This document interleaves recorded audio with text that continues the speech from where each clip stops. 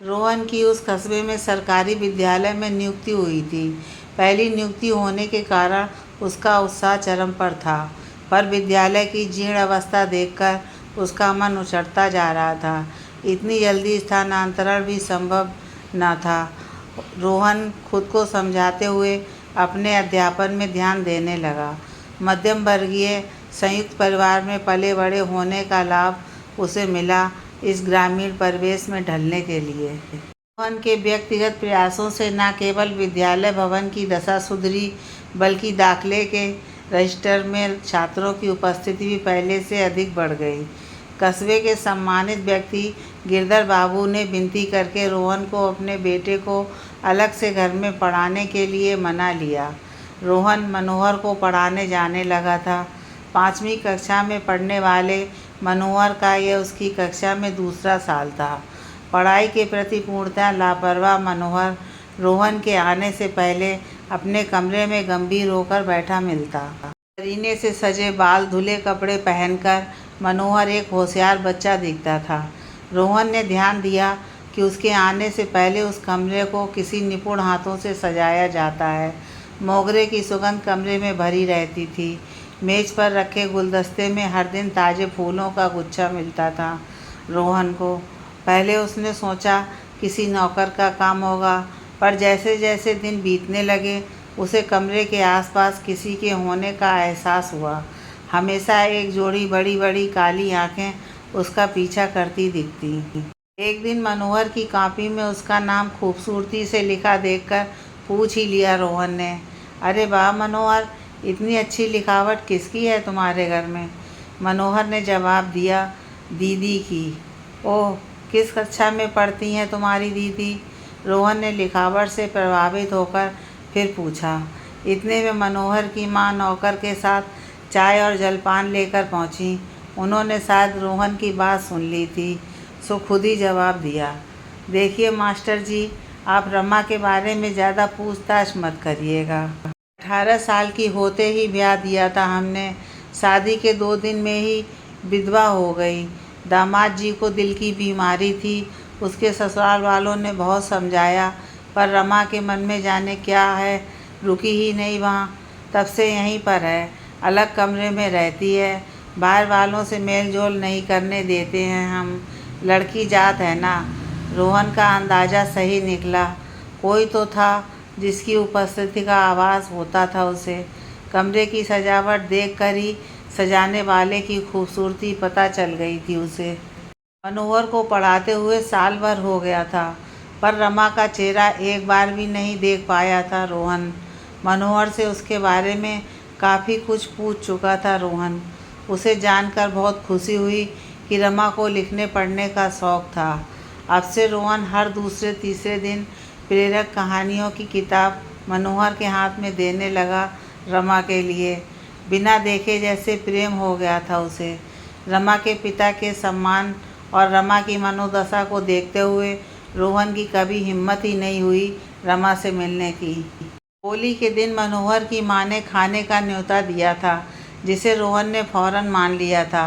दोपहर से पहले ही हाथों में गुलाल का पैकेट लिए रोहन जैसे ही मुख्य दरवाजे से अंदर आने को हुआ, बाहर से भागकर आती हुई रमा से टकरा गया वह। बाहर एक सांड दौड़ा रहा था रमा को मंदिर से लौटते समय। रमा को देखकर रोहन अपलक देखता ही रह गया। एक मासूम पवित्रता थी उसके चेहरे पर। हड़बड़ी में रोहन के हाथों का पैकेट गिरा और गुलाल के कुछ छींटे रमा की साड़ी में लग गए। रमा बहुत ज़्यादा भयभीत लगी। रोहन को भी अटपटा लग रहा था।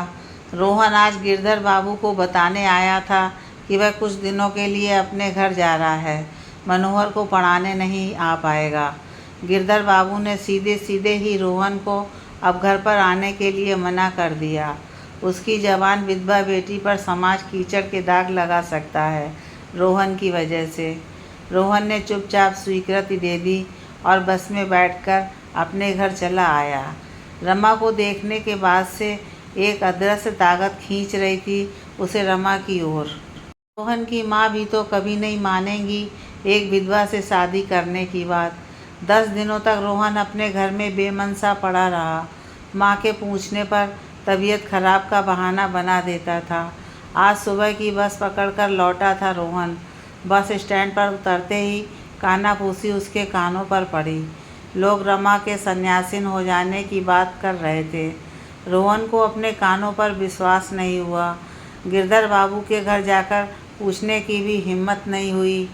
तभी शाम को मनोहर मुरझाया चेहरा लेकर रोहन के पास आया। उसकी आंखें लाल थीं रोने की वजह से। मास्टर जी, मेरी दीदी को बचा लीजिए।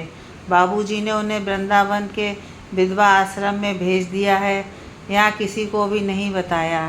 दीदी जाना नहीं चाहती थी, पर बाबूजी ज़बरदस्ती भेज दिए उनको। कहते हैं अब वह कभी नहीं आएंगी वापस। मनोहर रोहन से लिपटकर रोते हुए बोला। रोहन की समझ में नहीं आया कि रमा को किस बात की सज़ा दी गई आखिर। वह तुरंत गिरधर बाबू के घर पहुंचा और उनसे पूछा, आपने रमा को इतनी बड़ी सज़ा क्यों दी? वे बोले, विधवा होकर जब तक संसार के मोह माया में रहेगी, अपने मन को शुद्ध नहीं कर पाएगी। तुम्हारे आने से उसकी हिम्मत और बढ़ती जा रही थी। जब भगवान ने ही उसके माथे पर विधवा का दाग लगा दिया, तो हम कैसे मिटा सकते हैं भाग के लिए? तुम जैसे नौजवान बातें तो बड़ी बड़ी करते हो, पर क्या तुम उसके माथे पर लगे दाग को मिटा सकते हो? हाँ, मैं मिटाऊंगा उसके माथे पर लगे उस दाग को जिसकी जिम्मेदार वह नहीं है। मैं उसके माथे पर सौभाग्य का सिंदूर लगाऊंगा, रोहन ने दृढ़ता से कहा और अपने परिवार को लेने चला आया। बाबूजी तो मान गए थे, पर माँ को मनाना इतना आसान नहीं था। रोते हुए बोली, क्या इसी दिन के लिए पढ़ लिख कर मास्टर बना था कि विधवा के माथे का दाग पोंछना पड़े? हाँ माँ, शायद शिक्षक हूँ, इसीलिए इस बुराई को दूर करने के बारे में सोच सकता हूँ। दूसरों को तो बहुत ज्ञान देते हैं हम, पर खुद अमल नहीं करते। माँ, दाग तो चाँद पर भी होता है, पर वह तो उसकी गलती नहीं। आज हमारे परिवार में ऐसा कुछ हो जाए तो क्या उसे कलंक या दाग कह पाएंगे हम? नहीं माँ, तुम भी तो एक औरत हो। दूसरी औरत की पीड़ा तुमसे अच्छा और कौन समझेगा? मैंने गिरधर बाबू को वचन दिया है माँ। चलिए, रमा को अपनी बहू के रूप में स्वीकार करिए। यदि मैंने हमेशा आपको और बाबूजी को सम्मान और प्रेम दिया है, आपकी हर बात को सिर आंखों पर लिया है, तो आज पहली बार मैं आपसे रमा मांगता हूँ। मुझे रमा दे दीजिए। बेटे की बात सुनकर माँ को तो अपना हट छोड़ना ही था। रोहन को गले लगाकर बोली, मुझे गर्व है तुम पर। तू मेरा सपूत है, सपूत। तेरे चाँद को लाने की तैयारी करते हैं। चल अब। रमा चाँद बनकर रोहन की ज़िंदगी में आने वाली थी। भाग्य के दाग जैसे लगते हैं अचानक, वैसे ही मिट जाते हैं अचानक।